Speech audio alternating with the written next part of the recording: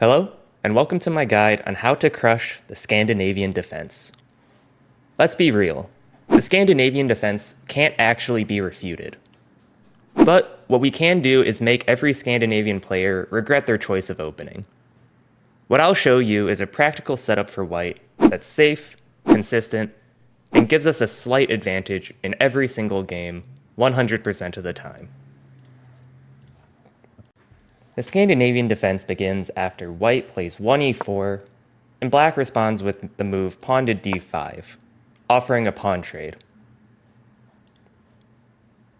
One gambit that you can play in this position if you do want to try and trap black is playing d4 with the Black-Mardimer gambit. I'm not going to show this line in this video, as it doesn't really cover the scope of how to crush a Scandinavian. This opening is, however, slightly dubious, so the line I'm instead going to show gives us a slight advantage 100% of the time, even if black knows what they're doing. I recommend against the Scandinavian that we should just take the pawn on d5. After we take the pawn on d5, most players as black are going to recapture the pawn with their queen, entering the mainline Scandinavian.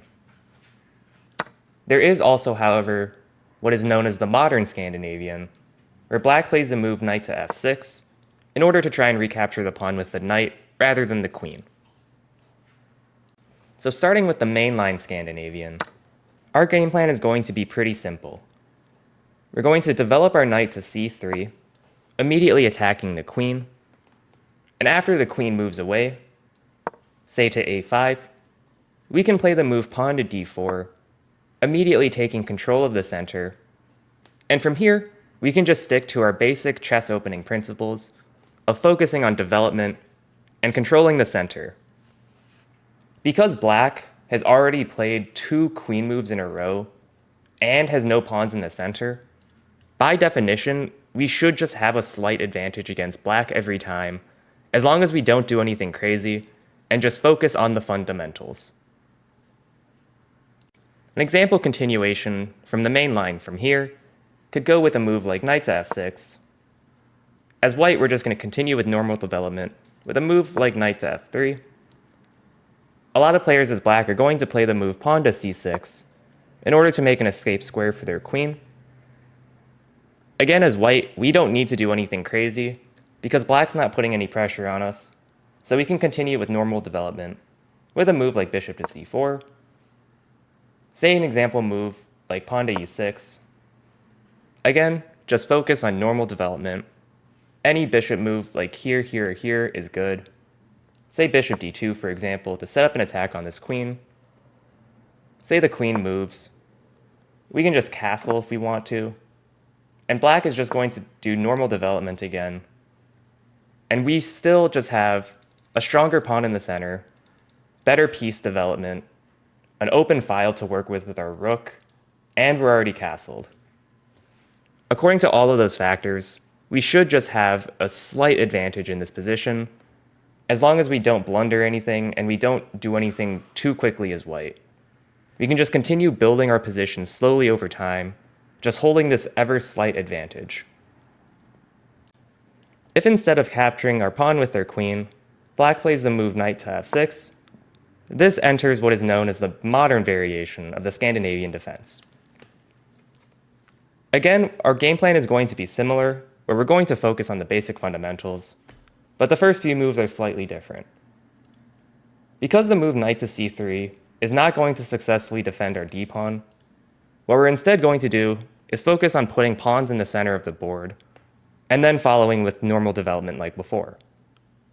The way we can do that is playing the move pawn to d4, immediately putting a pawn in the center. And if black captures our pawn on d5 with the knight, we can now win a tempo with the move pawn to c4 in order to attack the knight with our pawn. And then after the knight moves, we've once again won a tempo by attacking the knight this time rather than the queen. And now we can just focus on normal development, like in the other line, developing our knights, bishops out, and just playing a normal game of chess. For example, knight f3, say knight c6, knight c3, e6, bishop e3, bishop e7, bishop e2, castles, castles.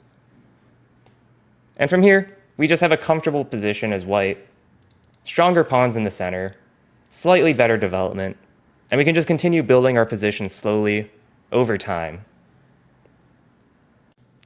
So to quickly recap, if we see the Scandinavian defense with the move pawn to d5, with our preparation, we know that we should be able to just get a comfortable position by winning a tempo on black, getting better pawns in the center, and a slight lead in development. We can simply capture the pawn, and if black captures our pawn with the queen, we can play our knight to c3 in order to win a tempo right away.